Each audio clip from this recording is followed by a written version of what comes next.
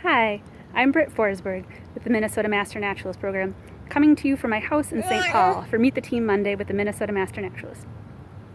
So I live here in St. Paul with my husband, my 9-month daughter Ren here, and our cat, who you'll hear more about later.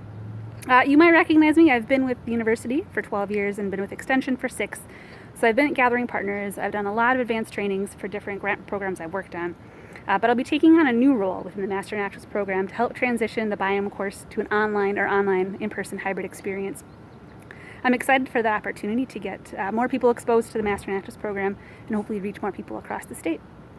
So with that, Ren and I will take you around and show you a little more about where we live. I spend a lot of my time gardening.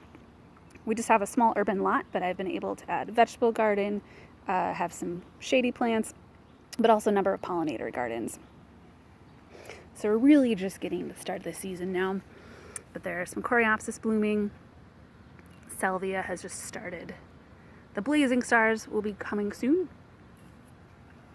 And then over in this other space next to the house, the coneflowers just opened up. Brown-eyed Susans are starting to go pretty bonkers, and the bee balm is not far behind. Taking advantage of all the space I can here. So I have 3 raised beds of vegetables on the boulevards.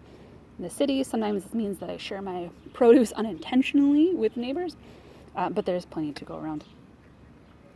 I also have space here with vegetables, and it looks pretty messy, and I wish I could say that's because I have a baby, but honestly, it was this way before. I leave things like the milkweed here for monarch butterflies. The dill is there because black swallowtail butterfly caterpillars are like it. They're specialists on Apiaceae. I left the cilantro just because I really like cilantro, and it is much easier if you let it bolt and go to seed than trying to plant seeds.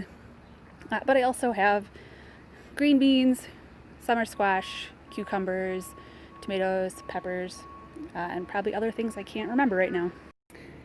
This is our canoe, Stubby. Slightly worse for wear, but still seaworthy. So I like to spend a lot of time outside, hiking, camping, canoeing.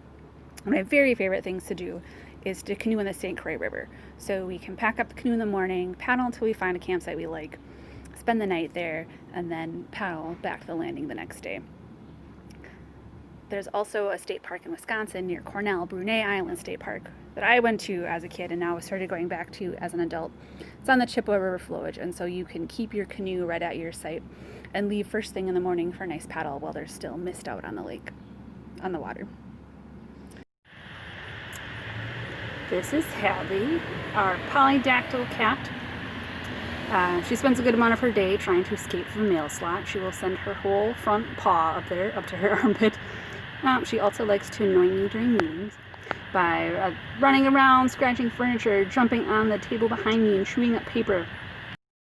Since we all began working remotely, this has been my desk, the corner of the dining room. You'll note there's a window out to our 3-season porch. Often I have to open and close that window to let the cat in and out. There's also a laser pointer there on the windowsill, so that when the cat is being a brat during meetings, I can try to distract her. Thanks for taking the time to watch this video. Hopefully I'll be able to see you at an event sometime soon in person and then get to know you better.